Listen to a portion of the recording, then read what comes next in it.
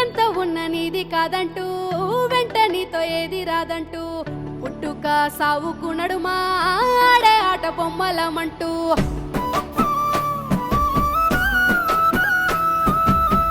ఎవరికి ఎవరైతారంటూ చివరికి ఎవరు కారంటూ నీటి బుడుగా మన ప్రాణమంటూ పరమాత్మ ఆత్మలో మనకుంది చోటు